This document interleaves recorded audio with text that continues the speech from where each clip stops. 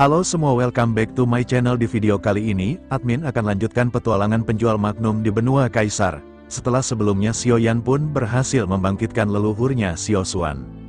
Xiaoyan pun dia berniat untuk kembali ke Xiao Mansion.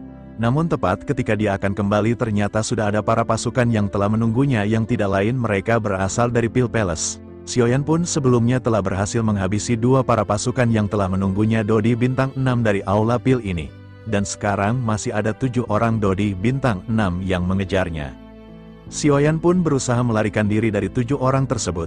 Namun sekarang yang mengejar Xiaoyan ada 4 orang sampai akhirnya Xiaoyan pun tiba di sebuah pulau terpencil. Namun tanpa terduga 4 orang yang sebelumnya mengejar mereka pun sampai di tempat ini. Dan mereka pun berteriak agar Xiaoyan cepat segera keluar.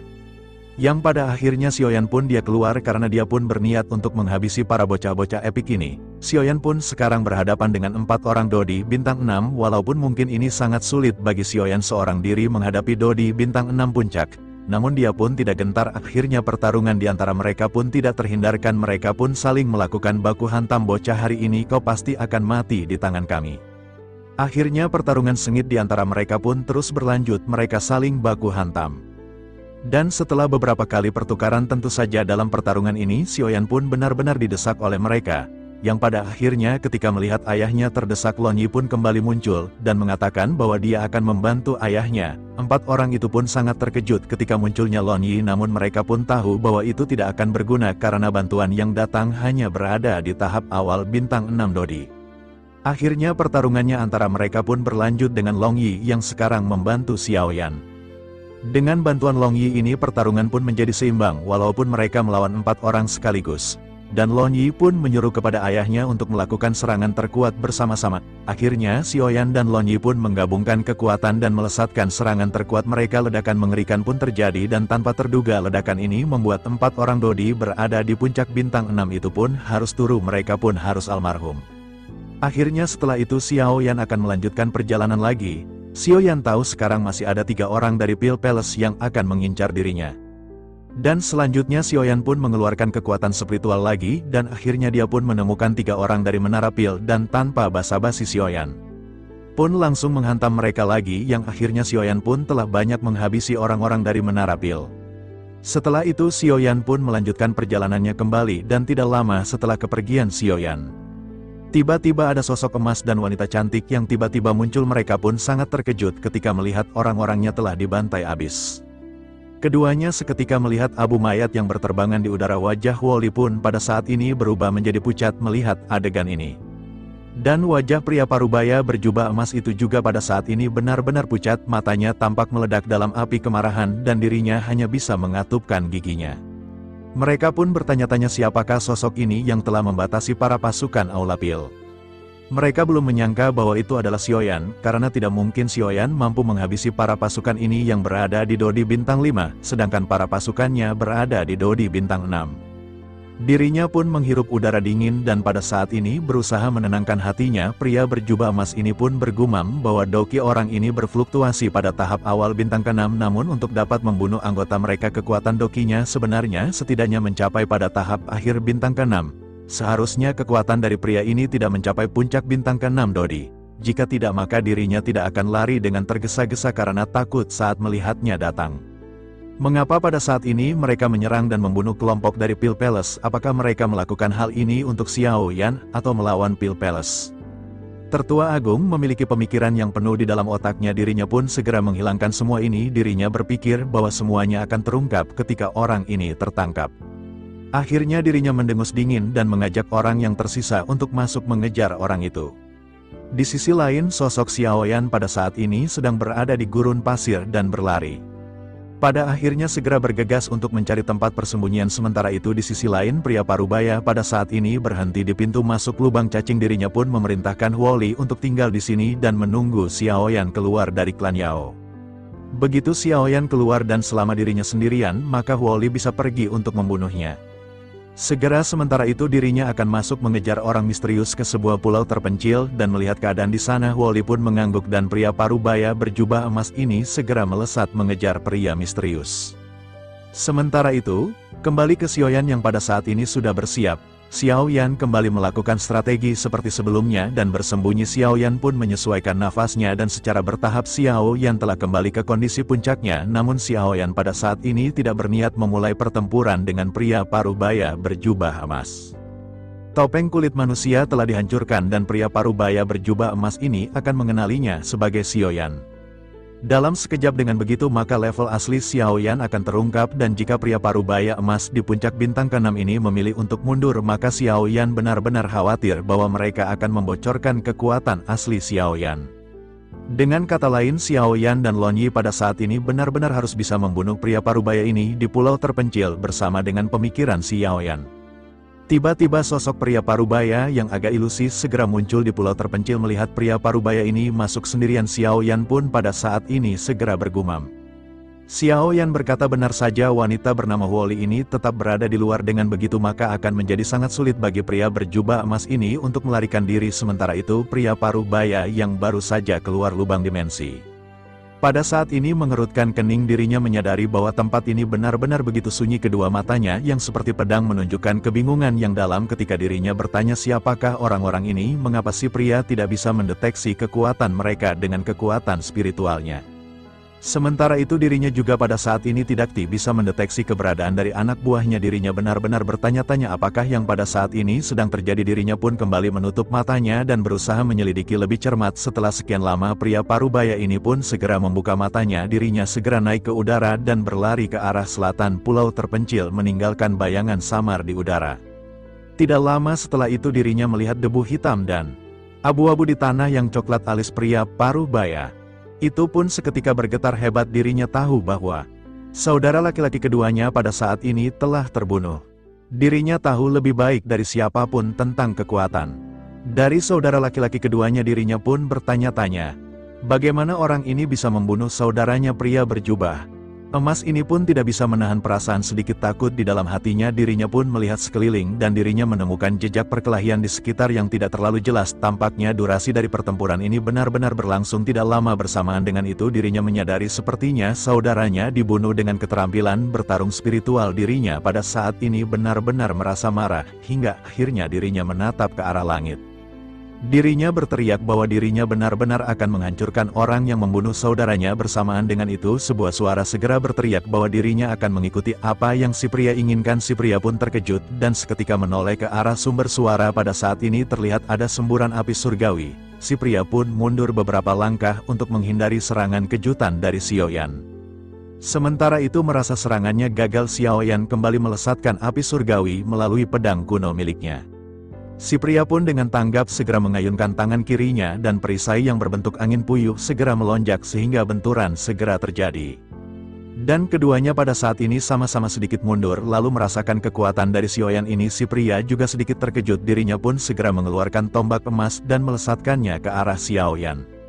Bersamaan dengan itu Xiao Yan juga pada saat ini segera mengeluarkan gerakan 3000 kaki tanpa bayangan. Melihat teknik yang dikeluarkan oleh Xiao Yan ini, si pria pun bergumam bahwa ini benar-benar tidak bagus, sehingga dirinya pun mengeluarkan semua kekuatannya dan seketika serangan di antara keduanya pun berbenturan lalu energi yang dipenuhi dengan kekerasan seketika melonjak ke segala arah. Merasakan tekanan dari Xiao Yan yang tiba-tiba ini, kulit pria parubaya itu pun berubah drastis. Dirinya pun mundur beberapa langkah dan merasakan tangannya pada saat ini benar-benar mati. Rasa dirinya juga samar-samar merasakan ada energi yang terkandung dari serangan Xiao Yan yang menyerang tubuhnya pada saat ini. Namun dirinya pun terus mundur hingga akhirnya dirinya berhasil meredakan tekanan dari Xiao Yan. Sementara itu di sisi lain Xiao Yan juga pada saat ini mundur beberapa langkah. Setelah itu Xiao Yan menatap ke arah si pria yang pada saat ini benar-benar terlihat terkejut. Si pria tidak pernah membayangkan dalam mimpinya bahwa kekuatan yang kuat dari pedang kuno ini benar-benar membuat tangannya mati rasa. Bahkan serangan Xiao Yan ini membuatnya tidak dapat melanjutkan serangan lanjutan yang rumit yang telah dirinya siapkan. Selain itu kekuatan dari serangan sebelumnya benar-benar sangatlah brutal. Dirinya pun bertanya-tanya apakah ini kekuatan yang seharusnya dimiliki oleh seorang Do di tahap awal bintang ke-6. Akhirnya si pria pun segera menekan emosi di dalam hatinya dan bertanya siapakah mereka, mengapa mereka menyerang kelompok si pria, dan apakah mereka tidak takut dengan balas dendam dari Pil Palace. Menanggapi hal itu Xiao Yan yang diselimuti api surgawi mengabaikan pertanyaan marah pria parubaya ini. Namun Xiao Yan masih ini tetap terdiam dan menyadari tampaknya serangan Xiao Yan sebelumnya lebih unggul. Dari hal kekuatan tetapi energi aneh dari tombak emas ini juga segera meresap ke dalam tubuh Xiaoyan melalui perantara pedang kuno miliknya, sehingga hal itu membuat Xiaoyan merasa bahwa dokinya pada saat ini tiba-tiba terhalang. Xiaoyan juga menyadari dalam pertempuran hidup dan mati sangat fatal jika doki tidak berjalan dengan lancar. Oleh karena itu Xiaoyan pun berusaha sekuat tenaga untuk menghilangkan energi aneh yang merasuki tubuhnya. Kemudian api surgawi di sekitar tubuh Xiaoyan pada saat ini perlahan menyusut. Di sisi lain pria parubaya pun tercengang saat dirinya melihat secara bertahap wajah Xiaoyan yang muncul di hadapannya. Dirinya pun segera bertanya apakah itu adalah Xiaoyan. Bagaimana mungkin Xiaoyan pada saat ini bisa berada di tahap awal bintang ke-6 Dodi. Selain itu kekuatan tempur Xiaoyan sebelumnya yang ditampilkan benar-benar begitu kuat. Apakah sebenarnya yang telah terjadi? Dengan tangan yang gemetar dirinya menyadari bahwa Xiaoyan baru keluar dari gua pembantaian darah sekitar 300 tahun yang lalu, namun dirinya benar-benar merasa bahwa tidak mungkin jika Xiaoyan dari puncak bintang ke-4 bisa masuk ke tahap awal bintang ke-6. Dirinya juga benar-benar keheranan karena kekuatan spiritualnya tidak bisa mendeteksi Xiaoyan. Sementara itu di sisi lain Xiaoyan benar-benar telah membersihkan kekuatan aneh yang berada di dalam tubuhnya. Xiaoyan pun tersenyum dan bercanda sebelum akhirnya bertanya apakah si pria benar-benar ingin tahu. Pria parubaya itu pun secara tidak sadar menggunakan kata tolong dan berkata tolong beritahu dirinya. Namun bersamaan dengan itu pria parubaya itu pun tiba-tiba merasa lautan kesadarannya seketika bergetar dan di sekelilingnya menjadi gelap gulita. Kemudian suara guntur seketika terdengar dan bersamaan dengan itu si pria tidak bisa menahan kepalanya karena rasa sakit yang parah. Sementara itu Xiaoyan segera bergumam bahwa inilah yang Xiaoyan inginkan. Bagaimana mungkin Xiaoyan melepaskan kesempatan yang setelah dirinya ciptakan. Xiaoyan diam-diam telah menyerang si pria dengan kekuatan spiritualnya. Lalu akhirnya Xiaoyan pun segera melesat ke udara dan mengeluarkan teknik 1000 kaki tanpa bayangan. Kemudian kekuatan pedang kuno api surgawi Xiaoyan pada saat ini berlipat ganda di bawah momentum kebangkitannya. Xiaoyan melesatkan pedang kuno api surgawi ini ke arah kepala si pria. Sementara itu Long Yi juga pada saat ini segera melesatkan guntur ke arah si pria. Namun pada saat yang bersamaan pria parubaya ini juga segera meledakkan cahaya emas dengan kekuatan spiritual yang kuat. Dirinya menggelengkan kepalanya beberapa kali dengan keras dan matanya kembali jernih. Lalu cincin di jarinya seketika berkedip dan bayangan hitam besar tiba-tiba muncul di samping si pria. Bayangan hitam ini berbentuk seperti besi cair memancarkan aura yang tidak lebih lemah dari pria parubaya tersebut. Dan ini adalah golem yang merupakan boneka di puncak bintang ke-6. Boneka ini pun segera melangkah maju dengan satu langkah dan tidak menghindar ataupun mengelak. Dirinya mengangkat kedua tinjunya dan dengan paksa menjatuhkan pedang kuno api surgawi yang dibanting oleh Xiaoyan dengan seluruh kekuatannya. Xiaoyan pun terkejut dan bergumam tidak heran sosok ini adalah pemimpin dari grup ini. Dirinya memiliki kekuatan spiritual di tahap awal keadaan dan memiliki boneka di puncak bintang ke-6. Sementara itu si pria pada saat ini segera melesatkan tombaknya yang ditunjukkan ke arah langit. Dirinya mengaduk. Angin puyuh berkecepatan tinggi membentuk perisai angin puyuh yang besar. Si pria berniat untuk memblokir serangan guntur dari Long Yi. Lalu pada akhirnya guntur dan perisai pun saling beradu dan kekuatan yang sangat kuat segera melonjak ke segala arah. Setelah benturan ini Long Yi menyadari ada sebuah energi aneh yang memasuk ke tubuhnya. Long Yi pun kehilangan fokusnya dan pada saat ini Long Yi terkena serangan kekerasan sisa dari angin puyuh. Sementara itu si pria kembali melesatkan cahaya keemasan dari tombaknya menuju ke arah dada Long Yi. Melihat Long Yi yang dalam keadaan berbahaya, Xiaoyan pada saat ini segera melesat untuk menyelamatkan Long Yi. Lalu begitu serangan yang tajam ini hanya beberapa meter dari dada Long Yi, akhirnya sosok Xiaoyan pun melesatkan pedangnya dan berhasil menghantam serangan cahaya tombak tersebut. Namun meskipun begitu serangan sisa dari tombak ini pun segera menghantam dada Long Yi sehingga Long Yi pun sedikit mundur. Namun pada saat ini dirinya tidak terluka. Melihat hal tersebut si pria pun sedikit tercengang. Dirinya tidak menyangka bahwa Long Yi ini benar-benar memiliki pertahanan yang sangat kuat. Sementara itu Xiaoyan dan Long Yi pada saat ini berada di udara memikirkan solusi untuk menghadapi si pria. Keduanya menyadari bahwa pria ini memiliki kekuatan spiritual yang cukup kuat. Selain itu dirinya juga memiliki energi yang aneh yang bisa melekat pada senjata bahkan memasuki tubuh mereka. Di sisi lain ada juga boneka puncak bintang ke-6 dan pertahanannya juga luar biasa. Memikirkan hal ini mata Long Yi tiba-tiba berbinar dan dirinya berkata kepada Xiaoyan. Dirinya meminta ayahnya melihat lengan dari boneka tersebut. Xiaoyan pun melihat dengan hati-hati. Lengan boneka yang disilangkan menunjukkan beberapa retakan yang sangat kecil. Selain itu, ada juga bekas luka bakar dari retakan tersebut. Xiaoyan menyadari bahwa itu telah dibakar oleh api surgawi. Sepertinya bahan untuk memurnikan boneka ini adalah logam dingin dan boneka itu sendiri juga merupakan benda padat. Xiaoyan berpikir oleh karena itu boneka ini tidak akan tahan terhadap api surgawi. Xiaoyan mengirimkan transmisi suara atas apa yang dirinya pikirkan kepada Long Yi. Long Yi pun sangat gembira dan berkata kepada Xiaoyan, selama mereka bisa menghancurkan golem ini maka pria parubaya ini benar-benar akan menjadi bocah epik bau kencur. Akhirnya Xiaoyan pun dengan cepat memerintahkan Long Yi untuk pergi dan menahan pria parubaya tersebut. Bersamaan dengan itu Xiaoyan akan berurusan dengan boneka golem tersebut, namun Long Yi harus tetap mengingat untuk berhati-hati terhadap kekuatan aneh pria parubaya itu. Long Yi pun menganggukkan kepalanya dan sosok Xiaoyan seketika berbalik. Xiaoyan bergegas menuju ke arah boneka tersebut dengan seluruh tubuhnya yang dilapisi oleh api surgawi yang mengamuk. Xiaoyan tampak seperti meteorit yang jatuh sehingga membuat pria parubaya itu seketika mengerutkan keningnya. Dan sosoknya bergerak. Menyadari hal tersebut, Long Yi pun segera berteriak bahwa lawan dari si pria adalah Long Yi. Saat ini Long Yi memanfaatkan kekuatan guntur dan kilat untuk memblokir antara pria parubaya itu dengan bonekanya. Kemudian si pria parubaya pun pada saat ini mau tidak mau terhenti dan segera menatap marah ke arah Long Yi. Lalu dirinya pun melesatkan tombak miliknya ke arah Long Yi dan Long Yi pun pada saat ini bersiap untuk menerima serangan tersebut. Sehingga pertempuran di antara keduanya benar-benar tidak bisa dihindari dan Long Yi pada saat ini hanya bisa berlari menghindar. Sementara itu di sisi lain sosok Xiaoyan juga pada saat ini sedang melesatkan banyak serangan ke arah si boneka. Kemudian Xiaoyan menemukan bahwa pertahanan dari boneka ini benar-benar luar biasa. Bahkan Xiaoyan telah menggunakan api surgawi untuk membakarnya ditambah dengan pukulan berat dari 1000 kaki tanpa bayangan, namun boneka itu benar-benar dapat memblokir semua serangan Xiaoyan. Xiaoyan pun bergumam, sungguh sangat sial sebenarnya.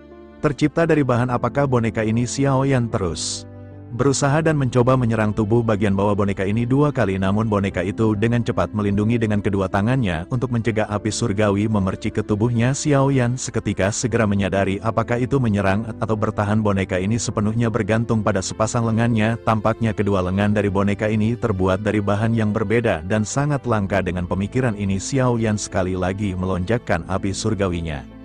Bersamaan dengan itu Xiaoyan melesatkan kekuatan spiritualnya dan membatasi ruang lingkup pertempurannya. Melihat apa yang dilakukan oleh Xiaoyan ini, pria parubaya itu pun seketika mengerutkan keningnya. Dirinya bertanya-tanya apa yang dilakukan oleh Xiaoyan ini. Pada saat ini dirinya tidak bisa lagi melihat dengan jelas pertempuran antara boneka miliknya dengan Xiaoyan. Selain itu hubungan antara kekuatan spiritualnya dengan boneka menjadi jauh lebih lemah. Namun pada saat ini si pria tidak memiliki waktu untuk memperhatikan dan memikirkan apa yang dilakukan oleh Xiaoyan ini, karena pada saat ini dirinya benar-benar telah ditahan oleh Long Yi. Sementara itu di sisi lain Xiaoyan pada saat ini berusaha menghindari serangan dari si boneka. Bersamaan dengan itu api surgawi yang sebelumnya dikeluarkan oleh Xiaoyan semakin melonjak.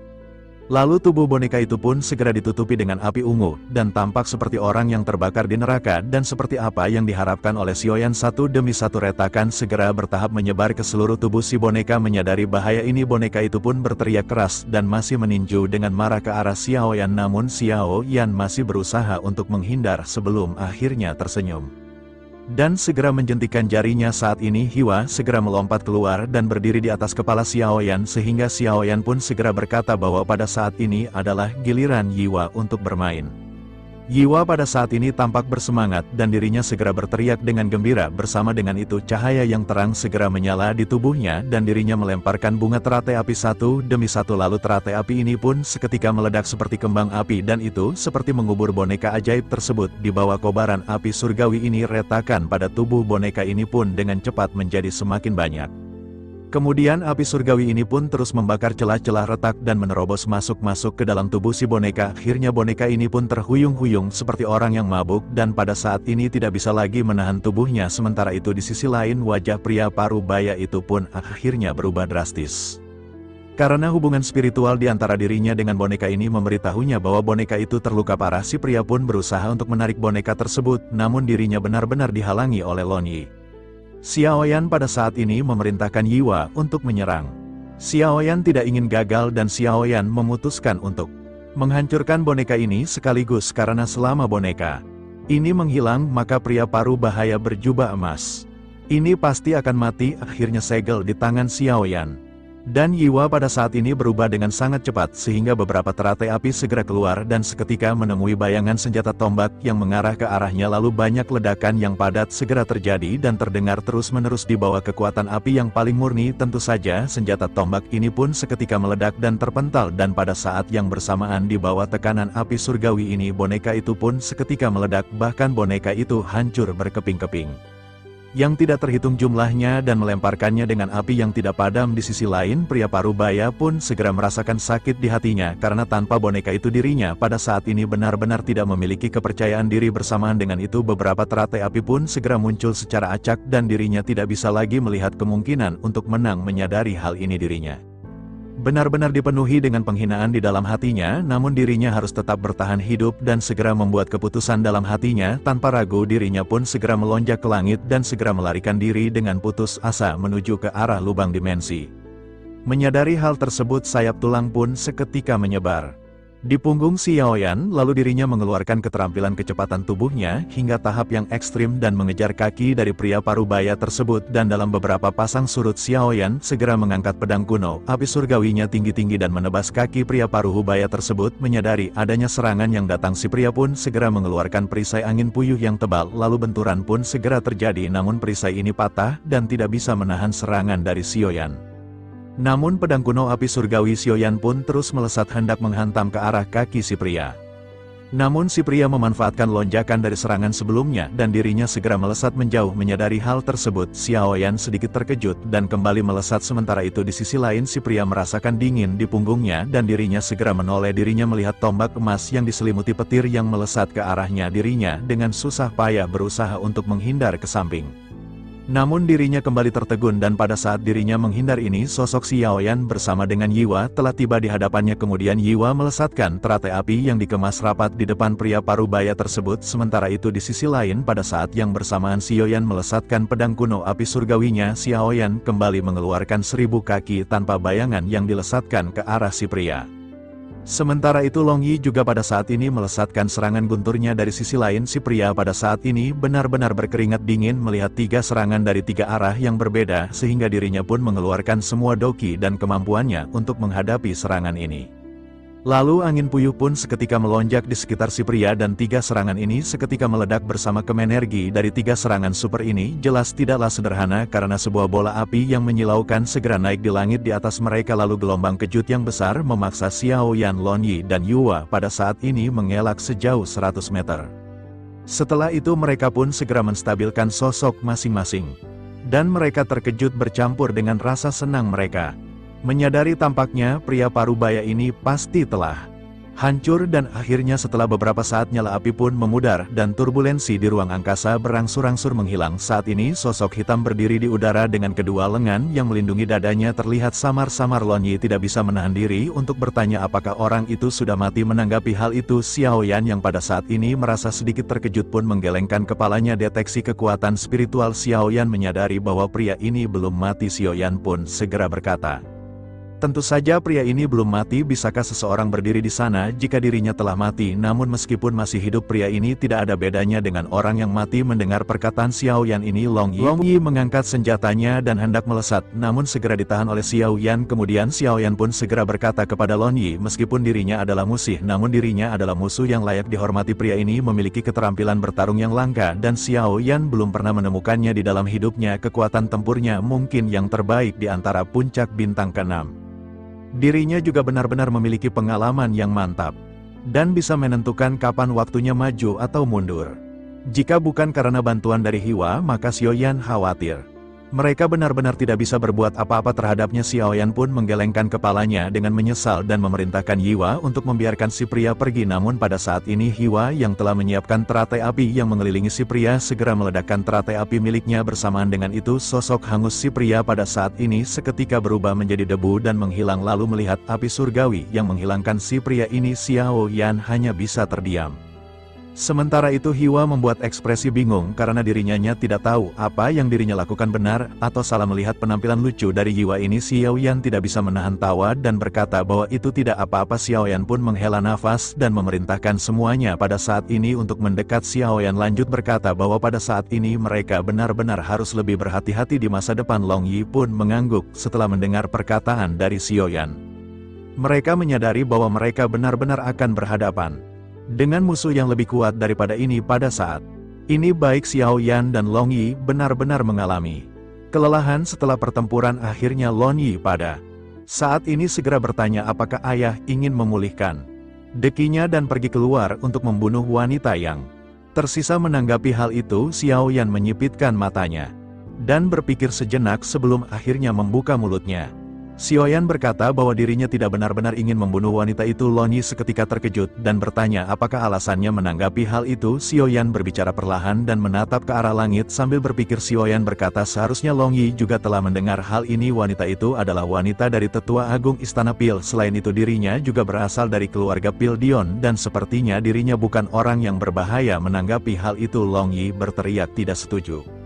Long Yi berkata mengapa jika memang dirinya seorang wanita dari Tetua Agung, bahkan akan ada lebih banyak tertua yang harus mereka bunuh dari Pil Palace. Xiaoyan pun memandangi Long Yi yang marah sebelum akhirnya tersenyum dan menjelaskan dengan lembut. Xiaoyan berkata bahwa nasib dari klan alkemis benar-benar sangat tragis. Klan alkemis lemah akan dibunuh atau menjadi budak dari kekuatan yang begitu kuat seperti Pil Palace dari Tetua Agung Istana.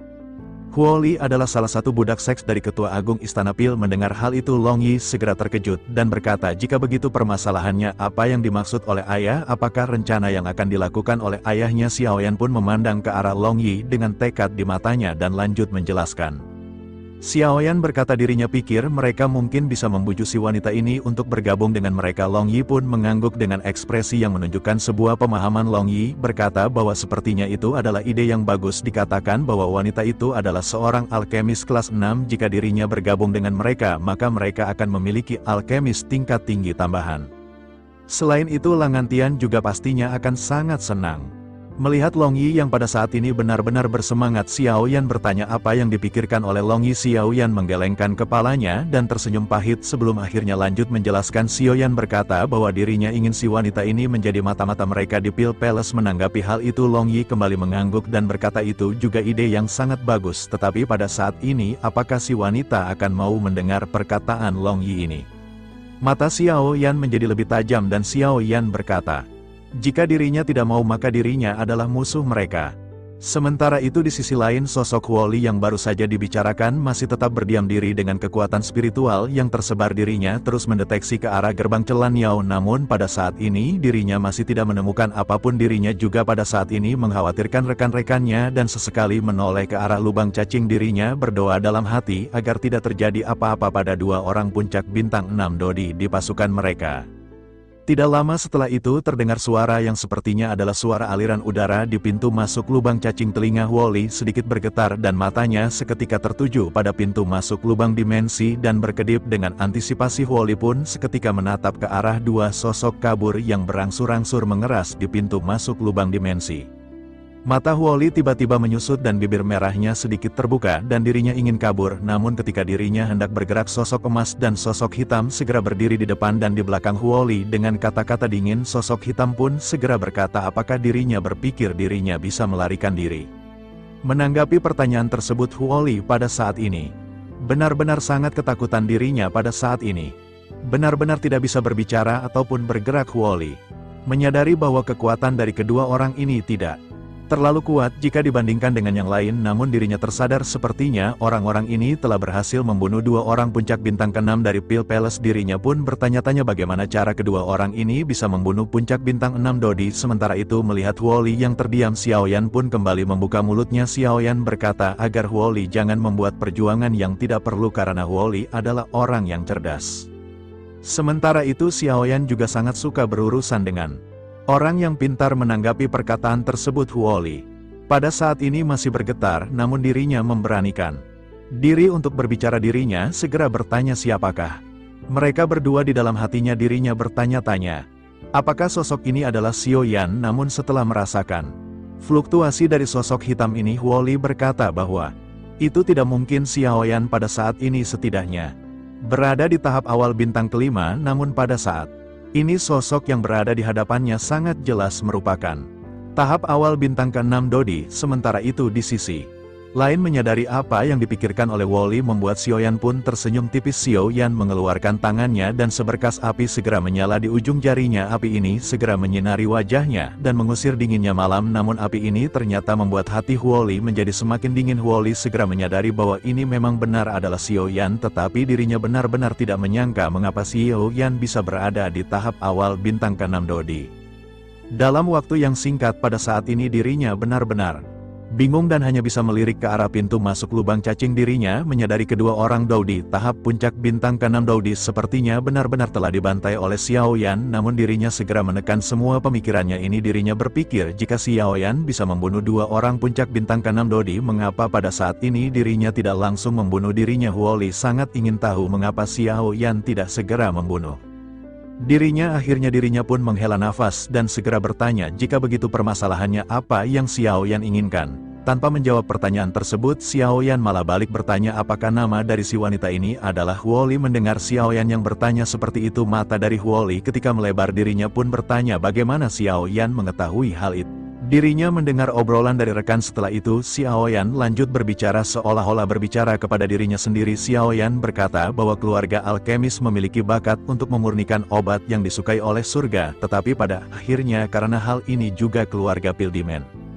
telah menjadi sasaran kekuatan yang kuat. Sangat sedikit dari mereka yang dapat menerobos Dodi hidup-hidup dan datang ke benua Dodi, sehingga banyak kekuatan yang kuat mencoba untuk memperbudak mereka tanpa martabat. Bukankah semua hal ini benar-benar sangat menyedihkan? Mendengar perkataan Xiaoyan ini, Woli seketika bertanya dengan suara gemetar. Woli bertanya bagaimana mungkin Xiaoyan bisa mengetahui hal ini.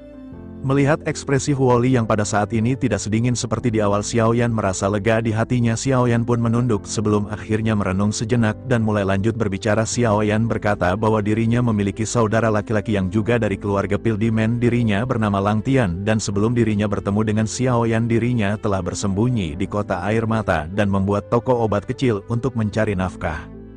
Tiba-tiba Woli merasa bersemangat karena mendengar ada orang dari klannya yang sama yang tinggal bersama dengan Xiaoyan. Dirinya merasa bersemangat, tetapi dirinya segera mengajukan pertanyaan dengan waspada. Woli bertanya lalu mengapa orang itu mengikuti Xiaoyan. Woli juga merupakan anggota keluarga dari Pildemen, dan tidak sembarangan bagi mereka memberikan kesetiaannya kepada siapapun. Manfaat apakah yang telah Xiaoyan berikan kepada Lang Tian ini? Menanggapi pertanyaan ini, Xiaoyan pun tersenyum dan berkata bahwa Xiaoyan pada waktu itu tidak dapat memberinya banyak manfaat. Xiaoyan hanya mengatakan kepada Lang Tian bahwa dirinya bersedia memperbaiki semua resep Xiaoyan untuk Lang Tian. Hati Woli pun berdebar-debar untuk sementara waktu dan dirinya tampak sedikit terkejut. Dirinya tidak bisa menahan pandangan tingginya kepada Xiaoyan. Harus diakui bahwa resep Xiaoyan ini adalah sesuatu yang bahkan diimpikan oleh Master dan Ketua Agung Pilpelek. Woli pun pada akhirnya segera berkata bahwa dirinya mengakui resep dari Xiaoyan ini memang sangat menarik, tetapi bagi Woli itu tidak akan cukup untuk membuatnya mengikuti Xiaoyan dengan sepenuh hati. Mendengar perkataan Woli ini, mata Xiaoyan malah menunjukkan kekaguman yang kuat. Xiaoyan menyadari untuk menjadi seorang mata-mata tidak hanya harus cerdas dan taktis tetapi juga seimbang. Xiaoyan sebelumnya berniat untuk menguji kepribadian dari Woli. Tentu Xiaoyan sangat puas dengan Woli dan dirinya perlahan-lahan menahan senyumnya. Wajah Xiaoyan berangsur-angsur menjadi serius dan dirinya lanjut berbicara. Xiaoyan berkata sejujurnya dirinya memberi Lang Tian sebuah janji. Xiaoyan berjanji untuk melakukan yang terbaik-baik untuk membantu keluarga dari Pildimen dan membalaskan dendam mereka. Mendengar hal ini, Woli semakin bergetar hingga akhirnya dirinya segera bertanya kepada Xiaoyan. Woli berkata apakah Xiaoyan berpikir Xiaoyan bisa melakukannya? Musuh terbesar dari klan Demon Pil adalah Pil Palace.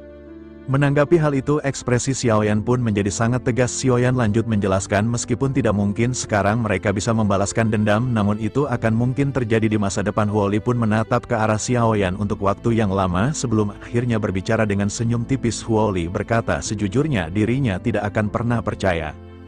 Tetapi melihat Xiaoyan yang bisa naik dari puncak bintang keempat menjadi Dodi bintang 6 tahap awal, meskipun dirinya tidak tahu bagaimana Xiaoyan menempuhnya, namun dirinya masih percaya bahwa Xiaoyan bisa melakukannya di masa depan. Woli pun melanjutkan pembicaraannya dengan senyum pahit dan menunjukkan ekspresi harapan di hadapan Xiaoyan. Huoli berkata bahwa dirinya juga tahu dengan Xiao Yan tidak membunuhnya, pasti Xiao Yan menginginkan sesuatu. Huoli menyadari sepertinya Xiao Yan ingin menggunakan Huoli sebagai mata-mata bagi Xiao Yan. Jika Xiao Yan benar-benar dapat membalas dendam atas klan Iblis Pil miliknya, maka Xiao Yan akan menjadi dermawan terbesar dari klan Iblis Pil dan juga menjadi dermawan terbesar bagi Huoli. Tetapi bagaimana Xiao Yan bisa meyakinkan Huoli bagaimana Xiao Yan akan membalas dendam untuk klan Demon Pil atau Iblis Pil mereka? Pada saat ini menanggapi hal tersebut, Xiao Yan pada saat ini tersenyum dan lanjut menjelaskan. Xiao Yan berkata bahwa dirinya tidak dapat membuktikan kepada Huoli bahwa Xiao Yan memiliki kemampuan untuk menghancurkan Pil Palace di masa depan. Tetapi pada saat ini Huoli mungkin hanya bisa memilih untuk percaya kepada Xiao Yan. Huoli pun tampak sedih dan menganggukkan kepalanya sebelum akhirnya lanjut berkata apakah dirinya pada saat ini memiliki pilihan. Suasana seketika berubah menjadi sedikit hening. Huoli merenung sejenak sebelum akhirnya dirinya menetap ke arah Xiao Yan dan perlahan-lahan lanjut berbicara. Huoli akhirnya berkata bahwa dirinya bisa menjadi milik Xiao Yan. Tetapi dirinya memiliki satu persyaratan. Jika Xiao Yan setuju, maka dirinya akan menyerahkan kontrak darah kepada Xiao Yan. Jika Xiao Yan tidak setuju, maka Huoli hanya bisa meminta maaf kepada Xiao Yan. Tentu Xiao Yan pun merenung sejenak sebelum akhirnya berkata dengan tenang agar Huoli memberitahu apa persyaratannya. Sejujurnya Xiao Yan sangat tertarik dengan syarat seperti apa yang akan diajukan oleh Huoli. Akhirnya Huoli pun menghela nafas dan berkata jika persyaratannya adalah dirinya tidak dapat memberi Xiao Yan informasi yang tidak baik kepada Ketua Agung. Xiao Yan sedikit mengerutkan keningnya karena kondisi dari persyaratan ini sangat melebihi harapan Xiao Yan. Xiao Yan cukup bingung hingga akhirnya Xiao Yan pun bertanya apa alasannya. Dalam pemikiran Xiao Yan, Huoli seharusnya menjadi wanita milik Ketua Agung dari Pil Palace. Selain itu tentu saja hal ini karena adanya paksaan dari Ketua Agung Pil Palace. Hal ini dapat dianggap sebagai sebuah permainan dan dirinya sepertinya dijadikan budak seks dari Tetua Agung Pil Palace. Bukankah dengan begitu seharusnya Huoli benar-benar membenci Ketua Agung Pil Palace? Namun Xiao Yan bertanya-tanya mengapa Huoli pada saat ini begitu memikirkan Ketua Agung. Sementara itu di sisi lain Huoli pada saat ini tersenyum sedih dan berbicara. Huoli berkata tentu saja Xiao Yan telah mengetahui bahwa Huoli adalah seorang wanita dari Tetua Agung Pil Palace. Namun yang Xiao Yan tidak ketahui, Huoli tidak membencinya, justru sebaliknya Huoli malah sangat berterima kasih kepada Ketua Agung Pil Palace. Mendengar hal itu Xiao Yan tentu saja sangat terkejut dengan perkataan Huoli. Sementara itu Huoli pada saat ini segera mengungkapkan perasaannya yang tidak tertahankan. Dirinya bercerita jika tidak ada Ketua Agung dirinya mungkin akan menderita lebih buruk daripada anggota klan lain karena kecantikannya. Oleh karena itu Tetua Agung benar-benar melindunginya. Dan dirinya tidak pernah memaksa Huoli, jadi Huoli bersedia secara sukarela menjadi wanitanya meskipun dirinya tidak mencintainya. Namun Ketua Agung Pil Palace benar-benar sangat baik kepada Huoli dan jika dirinya ingin mengkhianatinya maka dirinya benar-benar tidak bisa melakukan hal itu. Mendengar hal ini Xiao Yan pun mengangguk setuju dan berpikir bahwa Huoli adalah wanita yang penyayang dan jujur. Xiao Yan pun akhirnya tersenyum dan mengucapkan selamat karena Huoli telah menjadi anggota Xiao Mansions.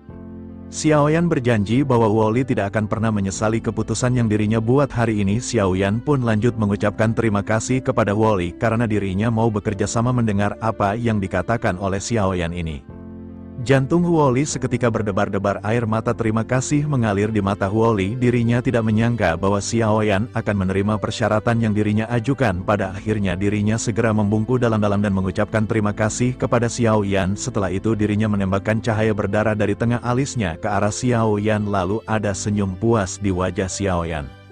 Setelah mereka melakukan sistem kontrak darah ini, Xiao Yan akhirnya mengangguk dan berkata bahwa ketika Huoli kembali maka Huoli harus di rumah lelang. Pada saat itu jika Huoli memiliki informasi maka dirinya dapat memberikannya kepada Zeni yang berada di rumah lelang. Selain itu Xiao Yan juga akan meminta Zeni memberi Huoli hadiah yang masuk akal. Sebuah cahaya segera melintas di mata Huoli. Setelah mendengar kata hadiah dirinya tidak menyangka bahwa Xiao Yan akan membahas mengenai hadiah padahal dirinya masih belum menjalan kan tugasnya. Dirinya pun dengan penuh rasa malu segera bertanya hadiah seperti apa yang perlu diberikan kepada Huoli yang memang belum bertugas. Xiao Yan pun tersenyum dan berkata bahwa ini bukanlah sesuatu yang berharga. Ketika saatnya tiba maka Xiao Yan akan memberikan sebuah hadiah berupa pil peremajaan. Huoli seketika menjadi sangat bersemangat setelah mendengar kata pil peremajaan. Dengan penuh rasa tidak percaya Huoli segera bertanya apakah Xiao Yan baru saja mengatakan itu adalah pil peremajaan. Apakah dirinya benar-benar tidak salah mendengar ucapan Xiao Yan? Reaksi Huoli ini sama seperti apa yang diharapkan oleh Xiao Yan. Dan Xiaoyan berpikir bahwa tidak akan ada wanita yang bisa menolak pesona dari pil peremajaan. Xiaoyan pun tersenyum dan mengangguk dan lanjut berkata bahwa Huoli tidak salah dengar. Huoli pun memandang ke arah Xiaoyan dengan penuh rasa ketidakpercayaan. Dirinya pun segera berkata bahwa dirinya seharusnya sudah menebak bahwa Xiaoyan lah yang membuat pil peremajaan. Namun setelah berbicara pada titik ini dirinya tiba-tiba menutup mulutnya dengan tangan kanan dan terkejut Huoli menyadari bahwa Xiaoyan adalah seorang alkemis. Mau tidak mau Huoli segera bertanya tingkat alkemis Xiaoyan pada saat ini berada di tingkat berapa. Menanggapi hal itu Xiaoyan pun tersenyum malu-malu, tetapi Xiaoyan segera berkata dengan penuh kebanggaan. Xiaoyan berkata mungkin lain kali ketika mereka bertemu Xiaoyan akan menjadi seorang alkemis peringkat ketujuh. Pada saat ini Xiaoyan bukannya ingin pamer di depan Huoli, akan tetapi Xiaoyan pada saat ini hanya ingin memberi kepercayaan kepada Huoli. Sementara itu Huoli menutup mulutnya dengan tangannya dan menatap ke arah Xiaoyan. Dirinya tidak tahu bagaimana caranya mengungkapkan keterkejutannya karena dari peringkat ke-6 hingga peringkat ke-7 banyak sekali alkemis yang menghabiskan seluruh hidupnya, tetapi mereka tidak pernah naik. Hal itu bukan karena mereka tidak memiliki cukup uang untuk membeli bahan obat. Tentu saja hal itu dikarenakan tidak ada dari mereka yang bisa menerobos tanpa kekuatan spiritual di tahap menengah keadaan pikiran, sehingga benar-benar sangat sulit untuk mencapai kekuatan spiritual di tahap seperti itu. Namun Xiaoyan ini benar-benar mengatakan bahwa dirinya akan menerobos ke jenis peringkat ke-7. Meskipun pertanyaan tersebut terdengar seperti lelucon di telinga Huoli, namun dirinya tidak dapat menahan diri untuk bertanya. Dengan penuh rasa ingin tahu Huoli pun segera bertanya apakah Xiaoyan pada saat ini memiliki kekuatan spiritual di tahap tengah keadaan. Xiaoyan pun mengangguk dan pada saat ini Huoli hanya bisa tersenyum. Xiaoyan pada saat ini segera berkata kepada Huoli dan bertanya, jadi pernahkah Huoli berpikir tentang apa yang harus dirinya katakan ketika dirinya kembali ke Pil Palace? Setelah memikirkannya Huoli pun memiliki rencana yang matang. Dirinya berkata bahwa dirinya akan melaporkan situasi dasar dengan jujur. Dirinya akan melaporkan bahwa dirinya bertemu dengan Xiaoyan yang terluka di lubang cacing di sini dan dirinya melarikan diri secara kebetulan. Menanggapi hal tersebut Xiaoyan berkata bahwa ada jejak pertempuran sebagai bukti dan mereka tidak akan mempercayai hal tersebut. Sebaiknya Huoli pada saat ini kembali dengan kondisi terluka. Dengan begitu maka Pil Palace akan mempercayai apa yang dikatakan oleh Huoli. Huoli pun tersenyum sedikit dan mengangguk. Setelah mendengar pernyataan dari Xiaoyan ini dirinya pun lanjut berkata bahwa itu benar-benar wajar dan dirinya meminta Xiaoyan untuk jangan memukul Huoli terlalu keras. Huoli pun menatap ke arah Xiaoyan untuk beberapa saat dan tampak menghargai Xiaoyan dengan penuh syukur. Dirinya berkata bahwa dirinya semakin percaya bahwa Xiaoyan ini akan memiliki kemampuan untuk membalas dendam dari klan alkemisnya. Setelah itu Huoli pun berbalik dan pergi sementara Xiaoyan segera mengeluarkan pedang kuno api surgawi. Lalu Xiaoyan segera memukul punggung Huoli dan seteguk darah meninggalkan noda darah di tanah. Setelah itu sosok Huoli pun seketika secara bertahap menghilang di kejauhan. Kemudian singkat cerita setelah pertempuran ini Xiaoyan pun segera kembali ke kota Juxi. Lalu Xiaoyan dan Lon Yi mendarat di luar gerbang. Sebelum akhirnya mereka segera menuju ke arah aula. Menyadari kedatangan Xiaoyan ini semua orang pun seketika berkumpul di aula.